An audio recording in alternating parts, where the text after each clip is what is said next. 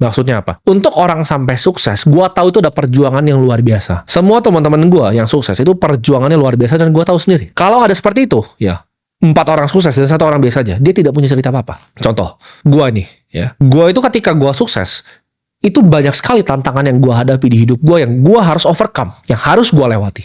Anggap kita mengarungi laut. Ketika gue naik kapal, di depan itu ada monster bentuk ular begitu besar sekali, dan gue berhasil lawan gitu kan. Walaupun ada kena siripnya, tangan gue udah kayak setengah mau buntung, mata gue copot gitu kan. Tapi itu justru jadi cerita kan. Luka-luka di tangannya, gue kena hempas ekornya, terus tulang gue ada yang patah gitu. Itu justru jadi cerita hidup. Ketika ada di rumah gue, ya ketika gue berhasil lawan monster itu, raja di tempatnya itu ngasih gue hadiah yang luar biasa besar. Karena berhasil bunuh monster yang banyak bunuh rakyatnya. Gue dikasih uang yang sangat banyak, dan akhirnya apa? Hidup mewah. Ya, walaupun gua mata udah nggak ada satu, itu di belakang tempat kursi gua itu ada kepala monster yang gua potong, gua taruh di atas kepala situ. Dan teman gua misalnya satu lagi, dia udah berhasil masuk ke goa lawan naga gitu kan.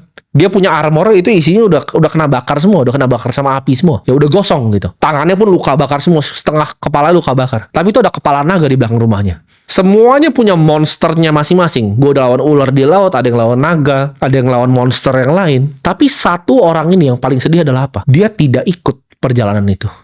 Semua yang lain tuh punya naganya masing-masing. Semua punya monsternya masing-masing. Tapi satu orang ini, dia orang yang cuma nggak ikut perjalanan itu. Dia tidak punya cerita apa. Dia nggak bisa cerita, oh gue kena ekornya begini. Atau gue tamengin apinya. Walaupun ini gue tangannya kebakar semua, tapi akhirnya naganya kalah. Dia tidak punya cerita itu. Itu yang paling menyedihkan. Dan di akhir hidupnya, ketika dia sudah mau mati, dia tidak punya cerita seperti itu. Itu yang makanya gue bilang, orang miskin tuh pasti sedih matinya.